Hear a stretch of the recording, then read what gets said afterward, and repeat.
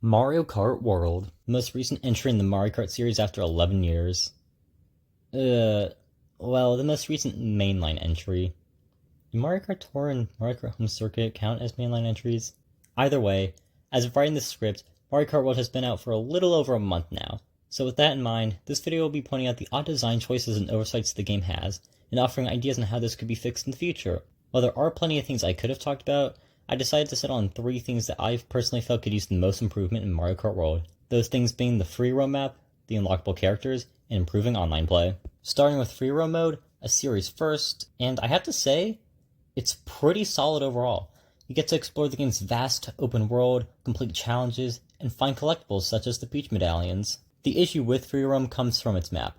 More specifically, with how barren it is. Sure, you have the ability to fast travel to different tracks or to the area where other races are, but that's about it. The easy fix to the map is by giving it more of a use other than fast travel. More specifically, it should show players where their completed challenges and collected medallions are. As of right now, the only collectible players can keep track of is the question block panels, since the game will tell you how many you've collected at each track. The P-switches and medallions, on the other hand, only have a counter that tells the player how many they've collected, but with the recent version 1.2 update, the counter for each of the game's collectibles will change once all of the respective collectible is found, making it easy to know when you found all of a certain collectible. While this is a nice change, I think they could go one step further. A system that shows players their found medallions and P-switches would give the players another way to keep track of their collectibles, as well as highlight areas that the player hasn't been to before.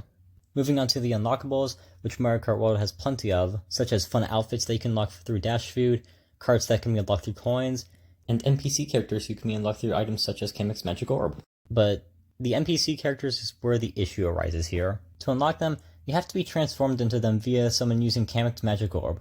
The idea by itself is pretty fun through a casual viewpoint, unlocking characters randomly simply by playing the game. But if you're going out of your way to unlock the NPC characters, then you have a lot of factors working against you. For starters, pulling Kamek's Magic Orb is already hard in itself, as it has a pretty low appearance rate. Secondly, you need to be affected by the item. Being out of range, or simply being behind the person who used it will mean you won't be affected. And lastly, a good handful of NPC characters only have 1 or 2 locations that they can appear at. But even if you're at the right location, it's not guaranteed that you'll transform into the character you want, because every location has multiple characters that can appear there.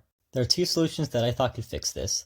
The first, and easiest solution, would be to add customizable items. This would allow players to unlock all the NPC characters without having to deal with the insane amount of luck it takes to unlock them naturally, since you would have control over the items that can appear. The second, and more fun option, would be to have players encounter them in free roam and race them to a random location in the world. This would still provide a challenge to unlock these characters, but it would be a lot less luck-based.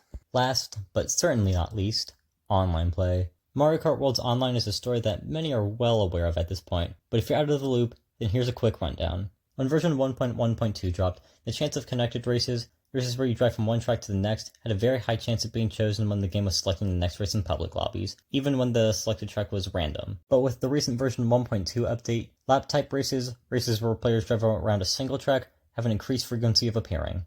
This may not be the perfect solution to fix online, but it's still a step in the right direction regardless. Even with this change, I have a solution that could further improve Mario Kart World's online, whether as the ultimate fix to online play, or simply a new mode. That change being connected races that lead into lap-type races. The idea here is that each race will start as a connected race, which will then lead to players playing a normal lap-type race. Now, you might question what the point of the connected portion is if a player's VR gain or loss is going to be determined by the lap-type portion.